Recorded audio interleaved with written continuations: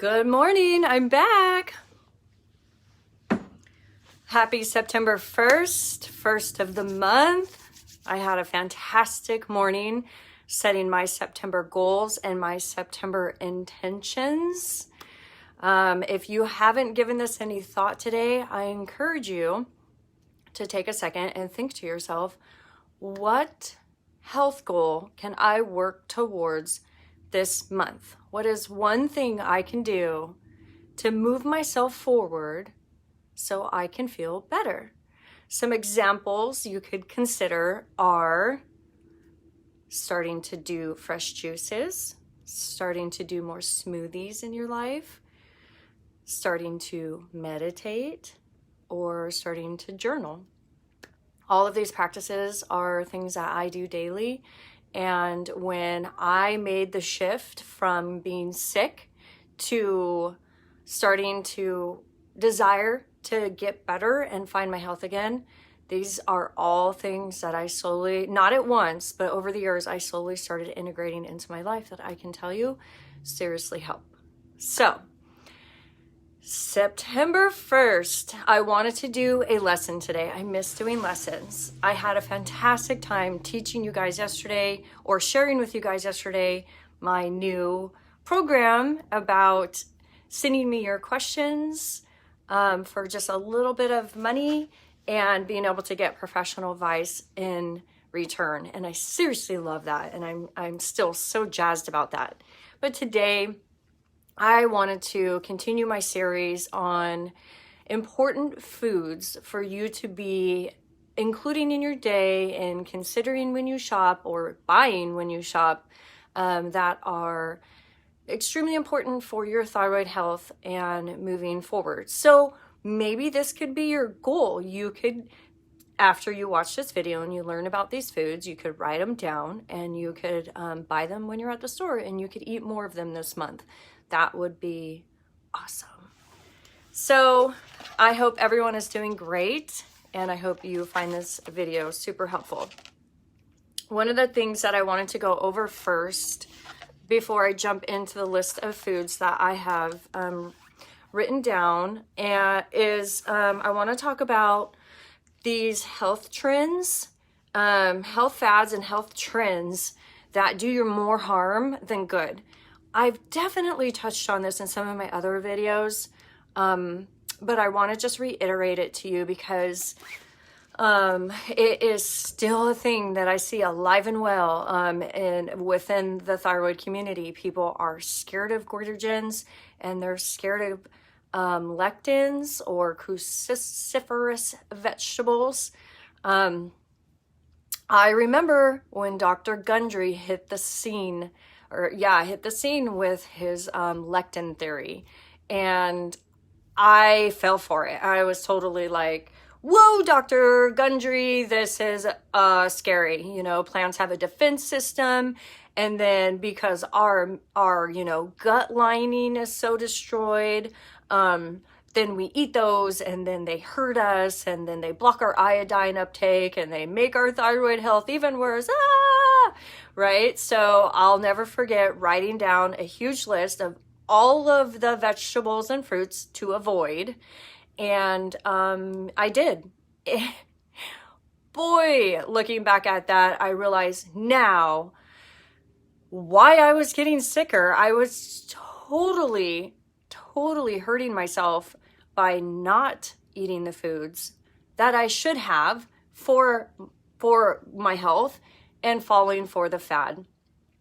I remember just last year, I was out on a walk and I think I was listening to YouTube. Yeah, because like an advertisement came up and it was Dr. Gundry and he was advertising his new lectin blocking supplement.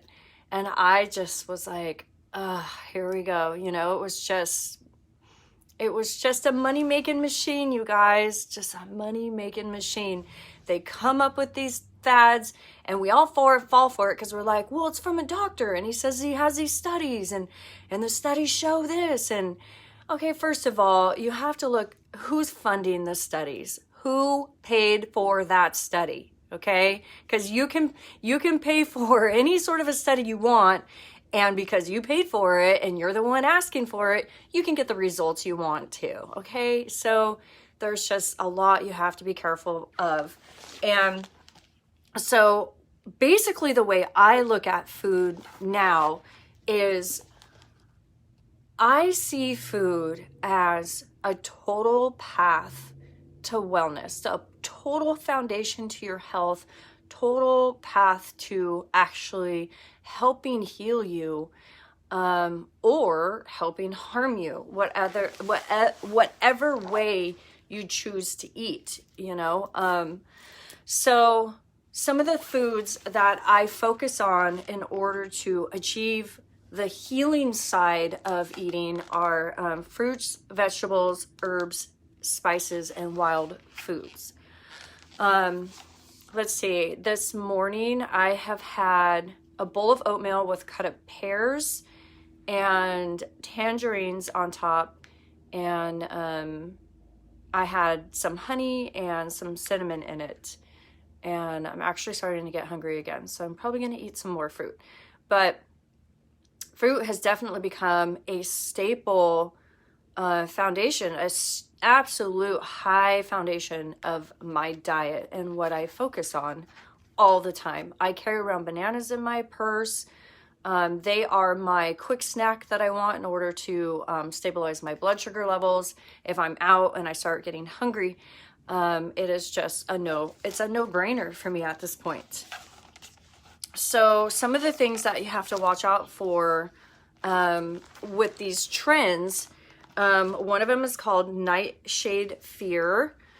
So modern day nightshade fear is just a historical misunderstanding that has changed over the years. So people are afraid of nightshades, and I'm reading off my notes, but I've literally read this and I've heard this on podcasts. People are afraid of nightshades supposedly because of their leaves and their stems being toxic when they're consumed. I mean, you're like, let's think about this. Okay, so why would the Lord make food for us to eat? He would provide us with trees and plants that grew things that were absolutely toxic to us. I mean, yeah, sure, there's some poisonous berries. That's totally understandable. But the majority of things that the Lord provided us to eat are not toxic to us. And neither are their stems or their leaves. So the nightshade fear is that there's going to be some inflammation. So not only is it toxic when you eat it, which could harm you and harm your thyroid, but it's also causing high amounts of inflammation through its alkaloids. One of the things that people have to understand, that I want you guys to understand, is let's say you eat a bell pepper stuffed with a bunch of ground beef, and that was cooked in tomato sauce. It has cheese on top, and you eat it, and then you have a reaction. And in your mind, you're thinking, oh, great, it's that stupid bell pepper that I ate. They were right. Well, 90% of the time, you're actually reacting to the dairy. People don't do good with dairy, and it's because it was one of viruses' favorite foods to eat. So when you ate that dairy, so did your bugs start eating that dairy. The bugs that are in your body that are causing your symptoms and your illness to begin with. And they have a feeding frenzy. And so because of this programming and this brainwashing that we're getting on these vegetables and these fruits harming us, we automatically go to that. And then we're like, oh, great, because I reacted, I'm not going to eat that again.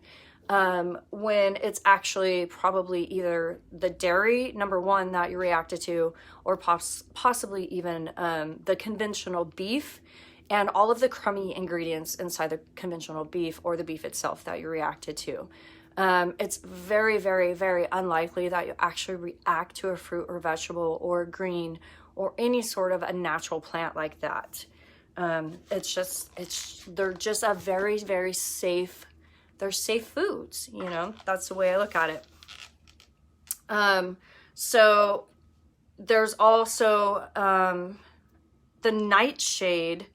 They have, let's see, people that want to eat nightshades. Okay, like, so when I eat nightshades, I always eat very, very plain.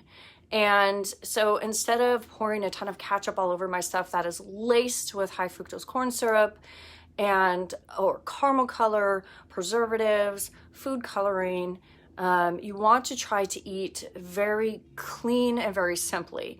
So if you're going to eat a baked potato, for example, what you would put on top, instead of your butter, instead of your cheese, instead of your sour cream, which are all high foods that feed the bacteria in your gut, that proliferate your symptoms and help and just make you sicker, and it makes them stronger, which makes you sicker, which gives you more symptoms. A baked potato would best be eaten with some salsa and some avocado on top. If you have never tried that, I encourage it. It is so good.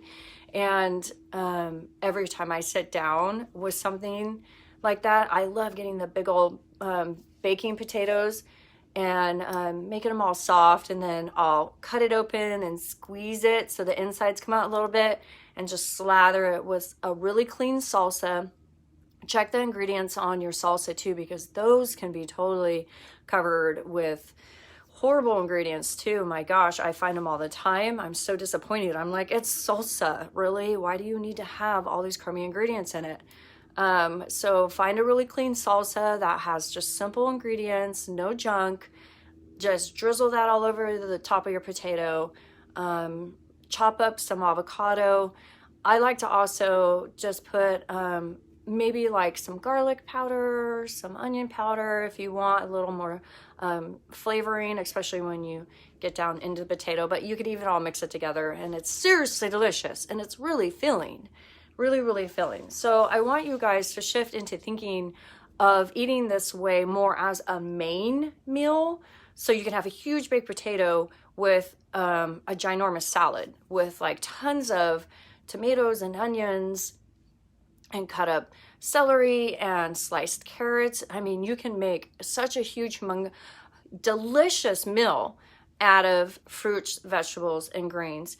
And not only will this help detox and clear out your liver and your body so that you can lose weight, but you're also getting so many nutrients and so many minerals that your body needs in order to heal, so that you don't have so many symptoms and you can start moving forward in your health, which is awesome. And that's what we're always working towards, right? Okay, so the next one is goitrogenic foods. Who's heard to be scared, or who's been told, or who's read to be scared of goitrogenic foods? I have. I was also avoiding kale. I used to have kale in my smoothie every single morning, and then this trend came out and I stopped putting kale in my smoothie. I did. I literally stopped buying it.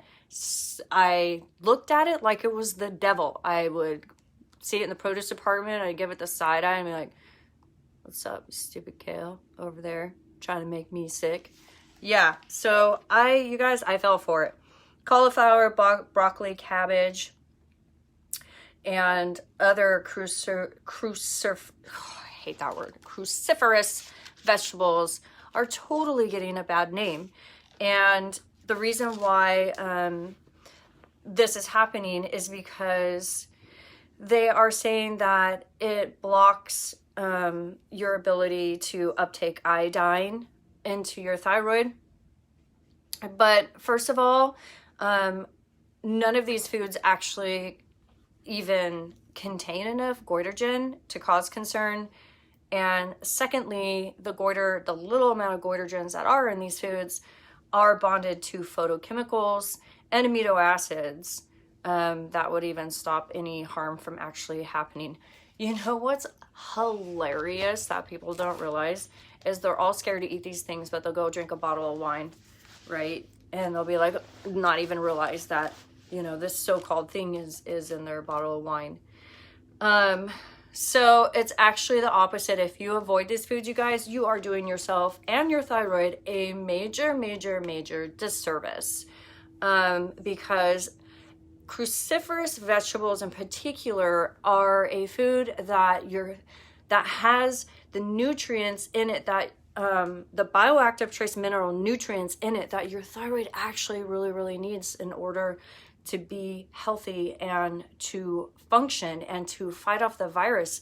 These foods actually help if you're struggling with a nodule or a goiter.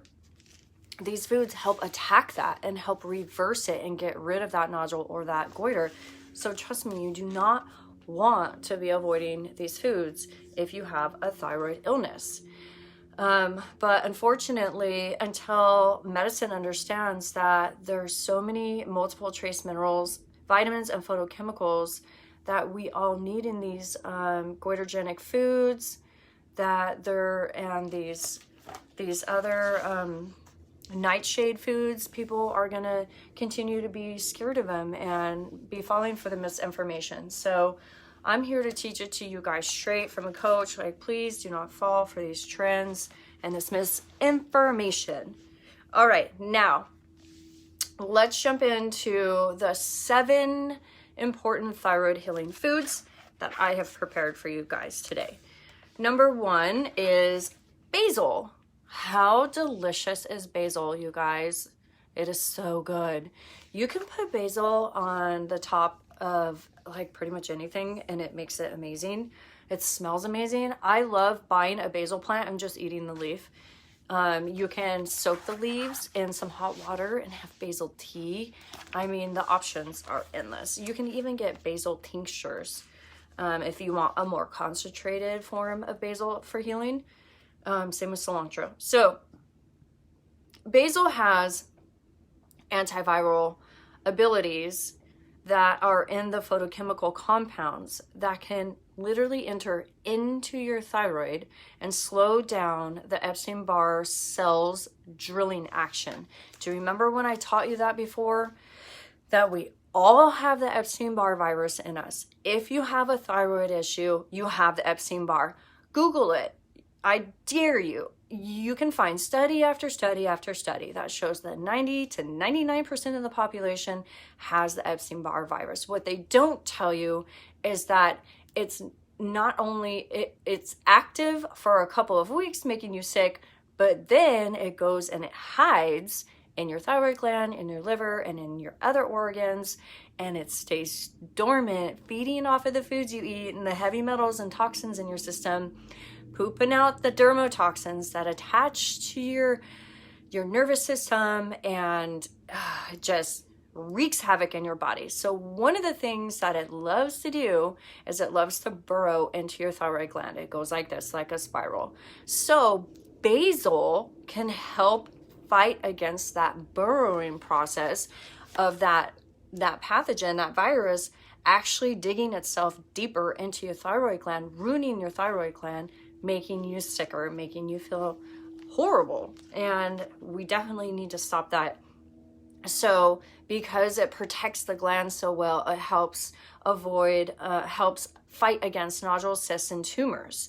And it even has an anti-cancer compound to prevent thyroid cancer. How amazing is that?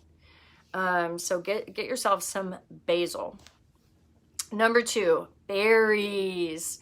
I just bought like blackberries, blueberries, strawberries. They were all on sale, the organic ones. They go on sale, I think like maybe once or twice a month right now through Instacart. And I just buy a ton of them and eat them for like 2 days straight. It's like all I eat. So berries have a profound effect on your thyroid because they're super high in antioxidants. Like, we already know that, but here's a little bit more details. Antioxidants slow down the mechanism for accelerated thyroid tissue damage. That's awesome. Okay, so both basil and berries are preventing and stopping the damage to your thyroid gland. Specifically, berries offer healing properties. For example, they also help reduce the growth of nodules while they fortify and strengthen thyroid tissues. Raspberries are great for full body detoxifying, and they're also rich in antioxidants that are specifically there to remove the EBV byproduct, which is the neurotoxins and the dermotoxins, and other viral debris that's in your bloodstream. Okay, that's unbelievable. Raspberries also tend to bind onto and remove impurities delivered to the intestinal tract by a liver burdened by viral waste matter, while blueberries have their own specific healing properties rather than the basic berries. So get some berries, shove them in your face by the handfuls, and just sit for a second and realize how healing that is. So next, cauliflower. I actually even had someone message me and say, can I eat cauliflower? Yes, eat the cauliflower, please. I really hate cauliflower, but I like the cauliflower rice. So that's how I've been doing my cauliflower, as a rice, kind of like I'll mix it in with like some salsa and avocado too. That is delicious. Okay. So cauliflower, often avoided by thyroid patients because it's later labeled goitrogenic. Cauliflower is in fact one of your thyroid's best friends to help fight off the EBV, and it contains trace mineral boron, which helps support the entire endocrine system. I'm definitely going to do a video more on minerals and trace minerals, because the more I learn about minerals, the more I see that this is a huge part of our foundation of health too. If there was one test I could start off with and ask you guys to all get, it would be the hair tissue mineral analysis test, which tells you about your trace minerals, your minerals, and your heavy metals. That is such a phenomenal place to start that helps you have a baseline of where you need to heal. Because mineral deficiencies, trace mineral deficiencies, it's like it opens up a gate when you're deficient in these things, and it allows these pathogens to actually enter your body. It's like your defense systems are down significantly when you are lacking your minerals and your trace minerals. And then it also allows your heavy metals to get high, and it's just like a breeding ground for illness. So I'll have to make a note to talk more about that another time. So celery juice, you guys know I do that every morning. Celery strengthens your hydrochloric acid in your gut, which is almost everyone has low to no, well, not no, but pretty much low to very minimum hydrochloric acid in their stomachs, which means you cannot break down your food, you cannot absorb your nutrients, and you're letting pathogens into your body.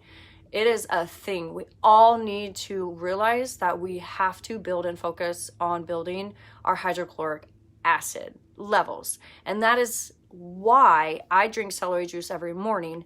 And the side effects of just drinking that has helped take away my constipation, it's taken away my bloating, it's taken away my acne, it's improved my energy levels, and I'm even getting, my hair is thickening back up and growing back in better. And all I did was start focusing on my hydrochloric acid levels so that I could digest and absorb my food better. And I'm getting all of that in return. I mean, it's just been amazing.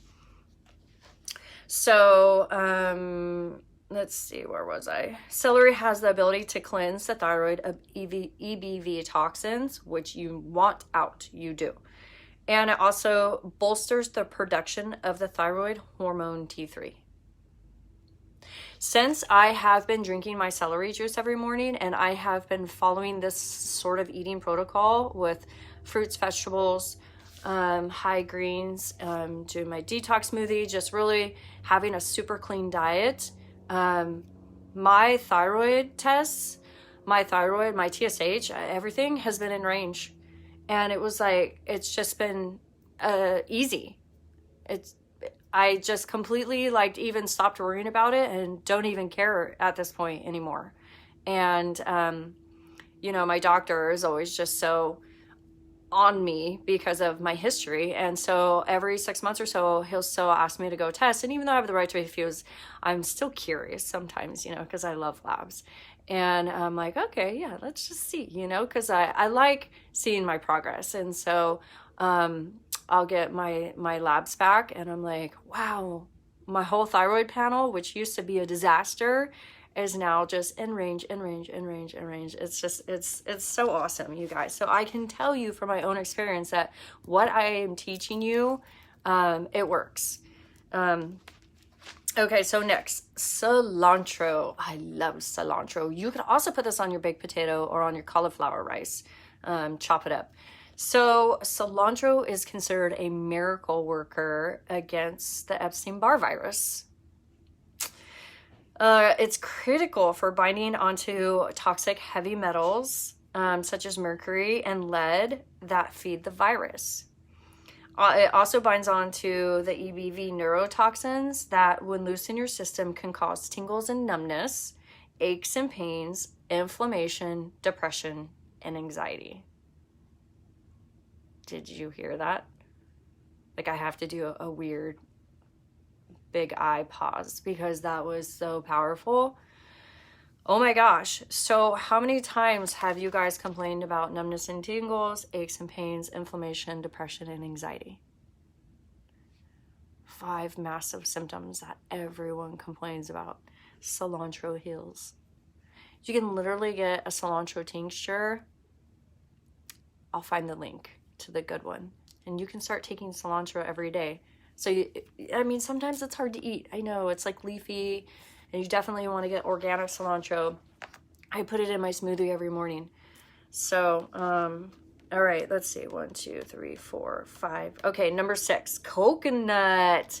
This is sort of already known. I've been using coconut oil myself forever because I know of its antiviral properties. But this just goes a little bit more in depth. So coconut is antiviral and anti-inflammatory. Coconut kills the Epstein-Barr virus cells and reduces nodule growth. And it helps support the central nervous system from exposure to EBV neurotoxins, which you want so you don't have the symptoms. I use coconut, I use like a coconut oil as my butter. Do you guys do that? I've seen that. That's pretty trendy. I've seen that. So if you did want to put something on top of your rice or your potatoes, do coconut oil. Definitely. So try as coconut oil, coconut butter, dried coconut. If it's unsweetened and unsulfured, coconut milk and coconut water. I always buy coconut water every single weekend I go to the store.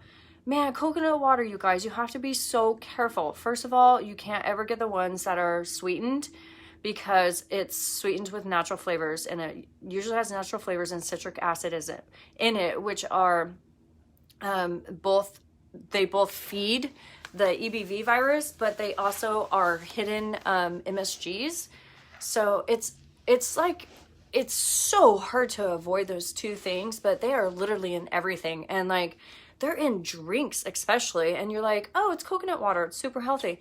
And then you're like, natural flavors, why the fuck is there no, you know? And I'm like, put it back. So I always get the just like straight coconut water, 100% coconut water, nothing more.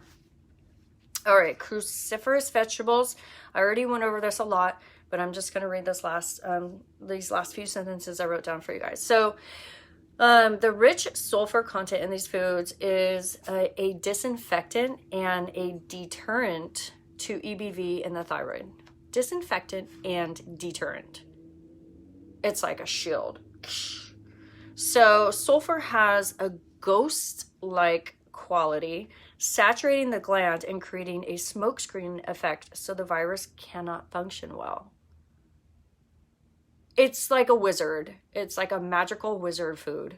And it has a ghost-like quality to create a smoke screen to be able to deter the EBV virus from going into your thyroid gland. That's really freaking cool.